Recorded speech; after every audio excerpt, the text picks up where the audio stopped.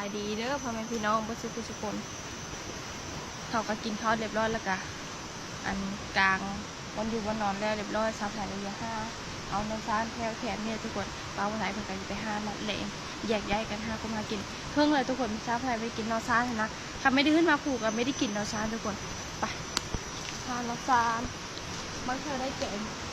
มื้อค่ำคันเราไม่ได้แกงมื้อค่ำก็ขึ้นเอามือแกงอยู่เหินหรือว่าไม่เลยก็ได้ของข้าวไว้ก่อนข้างๆค่ะจะขึ้นมาผูกนะคันเฮาไม่มาผูกทำไม่ได้ด้วยน้ำซาน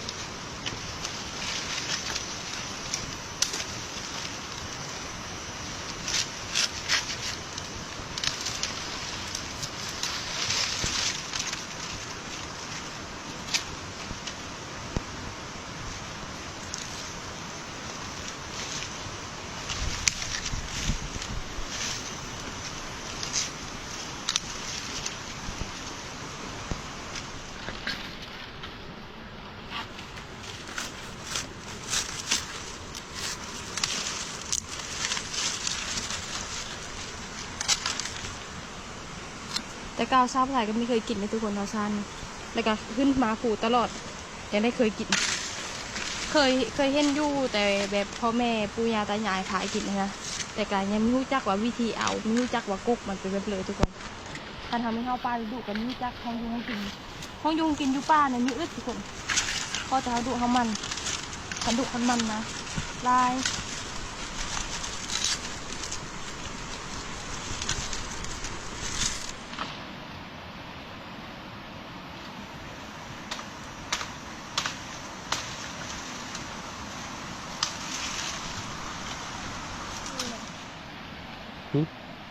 ว่ามันบาดใช่บาดได้เหรอไม่ได้นานเลย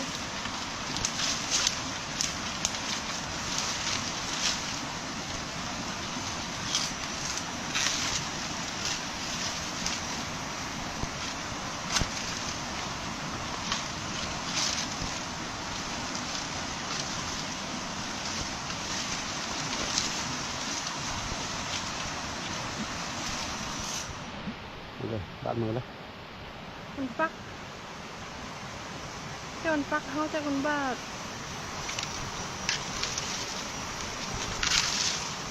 เขาต้องหาเลยเอาหนอตุ้ยตัวนี้ก็ตุ้ยมั้ยปลามันแต้ปลาคาหลีเห็น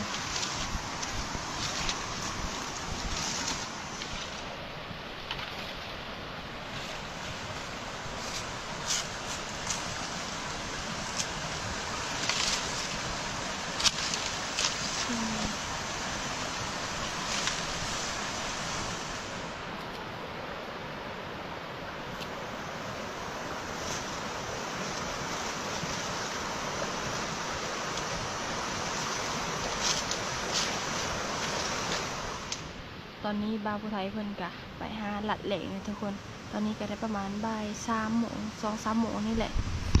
ชาวไทยเอานอซานได้หลายเติบทุกคนเลยเดี๋ยวมานั่งใบนอซานก่อนมันไปแล้วบ่าวผู้ไทยไปหาหลัดเหล่งแล้วหากไปอยู่แคมป์ผู้เดียว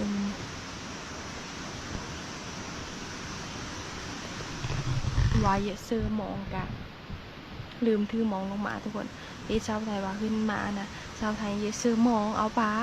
แต่จับเอาแล้วมองทุกคนแต่ลืมเสื้อทงนะขึ้นมาเสื้อแล้วขึ้นมาก็เลยมองมีนกันเลยแล้วทุกคนไม่ได้เสื้อมองซ้ำเมื่อมานอนหาแคมน้ำเขาเนี่ยแหนมเบิ่งน้ำดิทุกคนเลยขมีก็ได้เสื้อมองเลยเด้กินนอซานนี่แหละมัน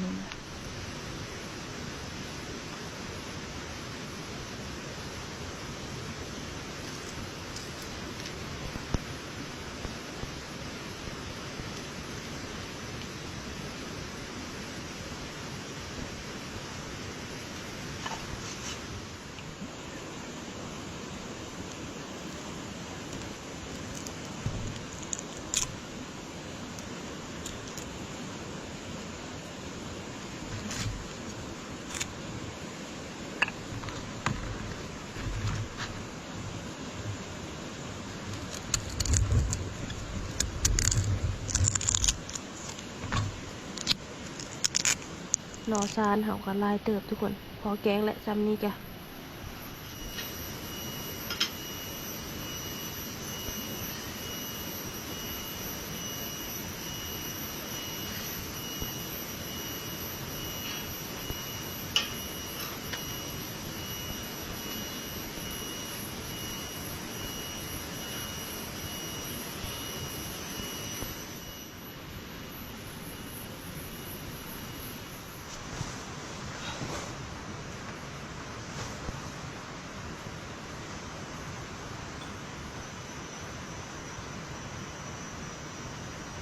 ว่าจะเซอร์หมองก็ไม่ได้เซอร์ทุกคน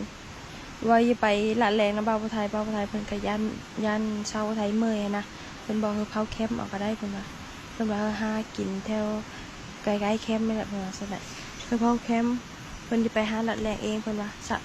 ชาวไทยว่าสิไปนำแล้วเพิ่นว่าเพิ่นย่างไก่ทุกคนเพิ่นมีชาวไทยไปนำเพิ่นยันชาวไทยเมื่อยนะก็เลยนั่งเผาแคมป์นี่แหละ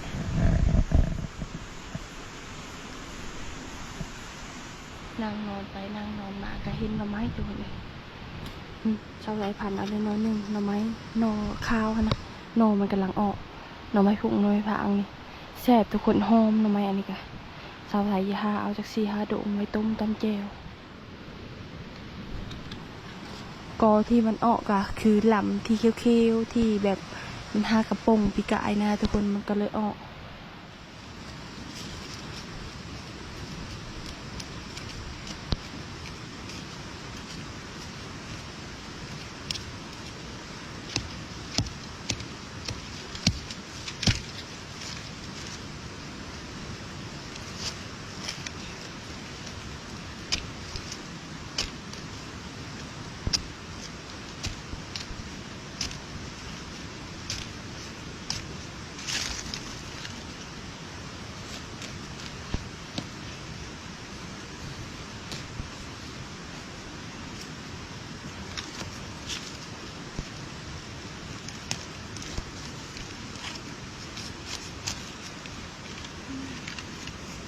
รอเติบ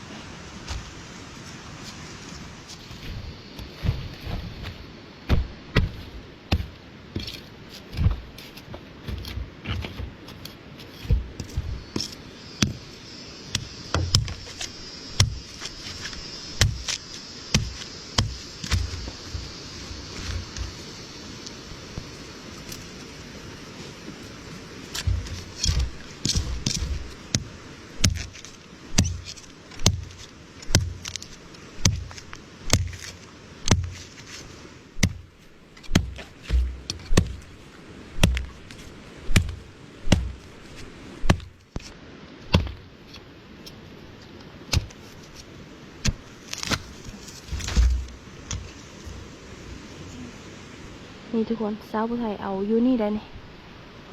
2-3 ลำอยู่นี่นะ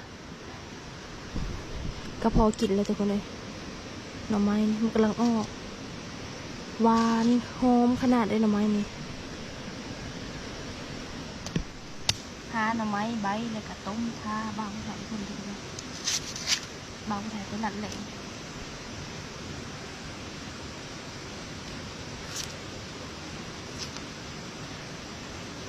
หน่อไม้อันนี้นะมันหากระป๋องออกนี่หวานขนาดเลยทุกคน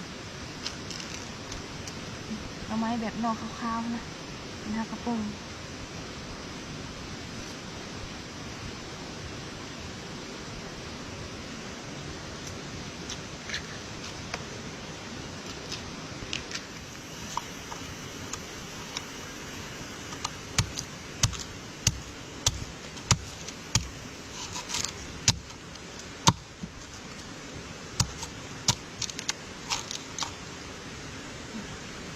นอนใหญ่ๆแล้วก็กรอบๆตรงนี้ทุกคนหน่อไม้อันนี้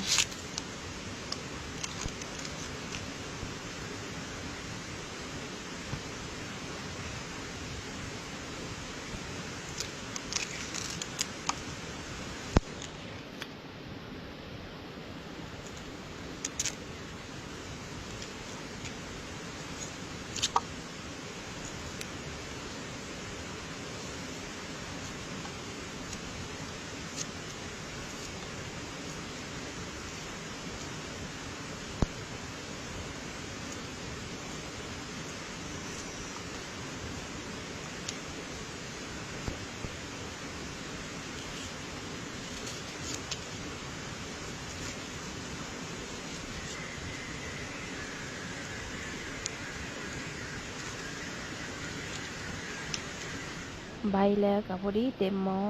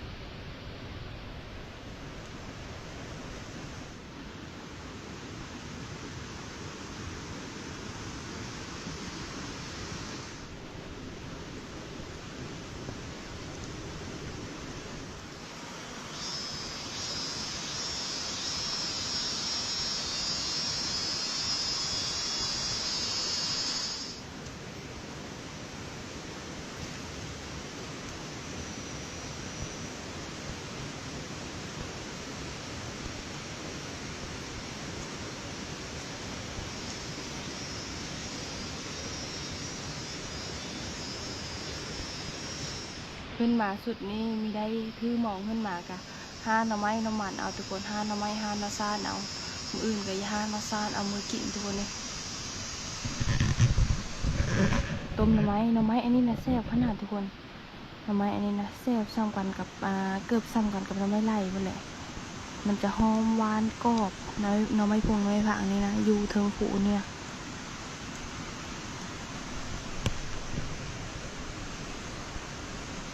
โด่งมันห้าวนะต้มน้ำหนึ่งซองน้ำกับจืดต้มจุเบาไทยเพิ่นลงมาแต่ห้าลัดแหลงเพราะว่าปกติก็จะดังไผ่ตลอดอยู่แล้วทุกคนเลยมีได้ปะไผ่ให้หมดนะดังไผ่ตลอดวางเวทนี่ก็ตกไปเลยเธอหนึ่งทุกคนพ่นมาแต่ว่าอันนี้ก็จักมันจะตกแหงเสมออีกนี่เพราะว่าได้ยินแต่เสียงผดังทุกคนกลึงอยู่เสียงผดังนี่นะแต่ว่าไม่รู้จักว่ามันลงแหงลงแหงมันต้องตกแน่นอนทุกคนเลยคนนี่นะเวทนี่ก็ตกไปเลยเธอหนึ่งคือว่าไม่ได้ไปละเลงและเบาไทยนะเพราะว่าฝนตกเงี้ยๆนะคือแบบฝนหลินเลยทุกคนแต่ว่ามันก็ไม่หลินแล้วก็ขาวหนึ่งมันก็แดดออกนะกระปูทุกคนช่องโตอีก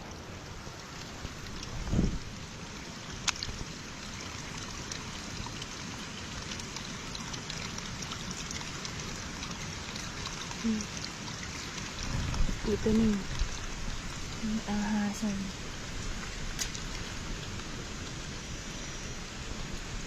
พร้อมงับทุกเมื่อเลย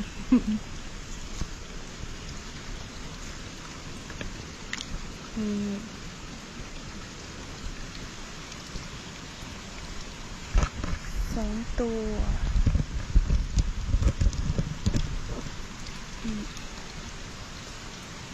กระปูมันให้ไปตามเขาเว้ยนี่ทุกคน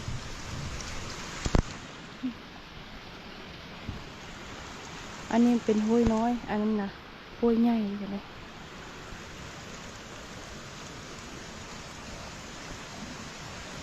ชาวไทยขึ้นว่า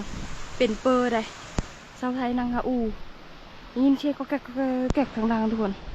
ที่แท้เป็นกระปูซองโตเหยาะกัน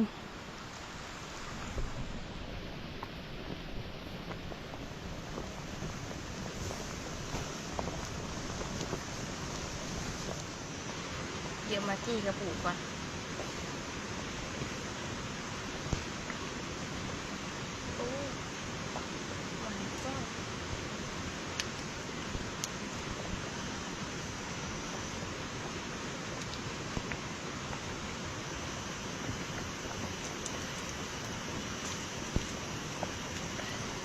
คันคุบเลยก็เจ็บเติบเลยกระปู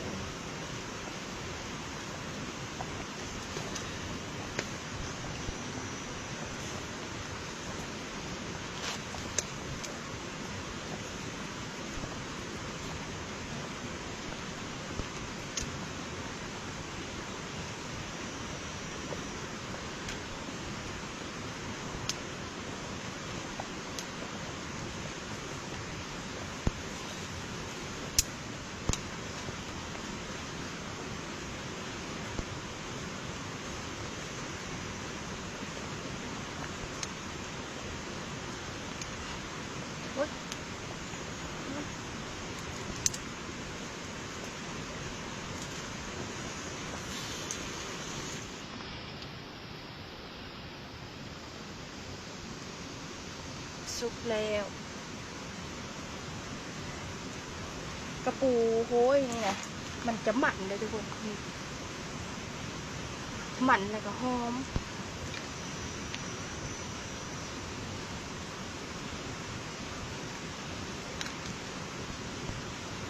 อืม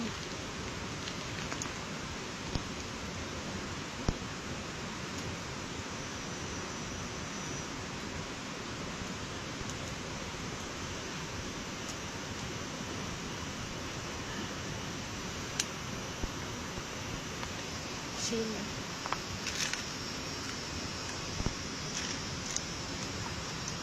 อืม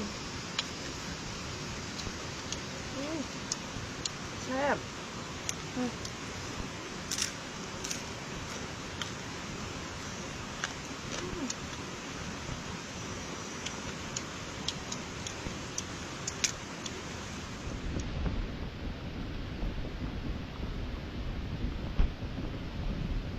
ทางมอหน่อไม้ป่าไว้ตอนนี้จะได้ประมาณ5 โมงหรือ6 โมงทุกคนว5กับบาวไทยคนไปดัดแหลงเพิ่นว่ายังไม่เห็นเพิ่นว่ามีสมอยตอนเพิ่นไปแหละพ่ออยู่ทุกคนก็ห่อ2 โตแต่ว่ามีทันได้ยิงแบบมันไม่ได้กินมาไหมเลยทุกคนแบบมันผ่านซื่อๆนะว5เพิ่นอย่าหาอาบน้ำก่อนทุกคนค้างหมอไผ่ปะไว้หาอาบน้ำ